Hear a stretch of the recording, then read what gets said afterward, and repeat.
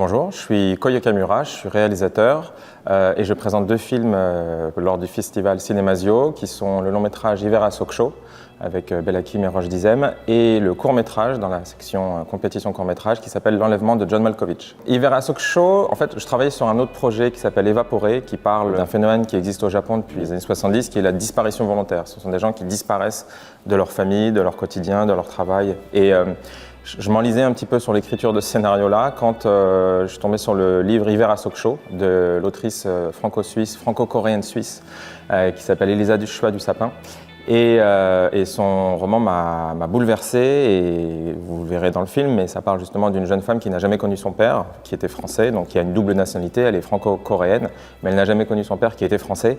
Et donc du coup j'avais un petit peu le contre-champ de l'évaporation avec ceux qui restent, donc ici interprété par Bella Kim. Puis en plus de ça, il y avait cette double nationalité qui est très proche de moi, je suis franco-japonais. Et donc voilà, tout ce que traverse le personnage, ce sont des choses à laquelle je me suis vraiment complètement identifié. Ce qui m'a inspiré pour l'écriture de L'enlèvement de John Malkovich, j'avais fait un premier court-métrage avant qui s'appelle Homesick, qui parle d'une histoire de deuil, d'une histoire père-fils au cœur de la zone de Fukushima, donc, qui était lumineux mais qui était quand même sur des thématiques très lourdes, très sombres.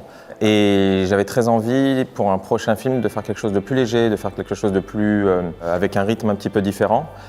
Et L'enlèvement de John Malkovich incarne tout ça. Pour moi, il y a toujours des thématiques qui me sont importantes, qui sont la filiation, le rapport parent-enfant. En l'occurrence, le film parle d'émancipation.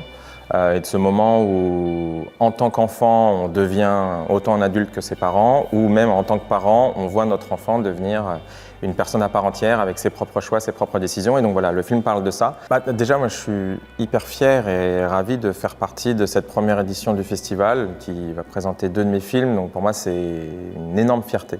Ensuite, Cinémasio, c'est pour moi une vitrine hyper importante pour montrer différents talents, montrer différents visages et avoir différentes paroles. Voilà, moi j'ai toujours voulu faire du cinéma plus jeune, mais c'est quelque chose auquel j'ai jamais vraiment cru parce que j'ai grandi en France, je suis né à Paris, j'ai grandi en France, et les modèles que j'avais, que ce soit dans les comédiens ou les metteurs en scène, on n'était pas du tout sur des profils comme le mien, avec des prénoms étrangers, baignés au milieu de deux cultures. J'ai pas du tout vu ça, et donc du coup, ça me semblait complètement inaccessible. Et c'est que à force d'avancer, à force de rencontrer d'autres metteurs en scène, acteurs, ou en tout cas collaborateurs dans le milieu, que je me suis rendu compte qu'on avait tous plus ou moins cette même interrogation sur notre légitimité à faire nos films, à raconter nos histoires. Et le Festival Cinémasio, pour moi, permet justement de donner cette vitrine-là et de donner cette parole-là. Et je trouve ça formidable d'avoir ça en complément de tout ce qui existe déjà.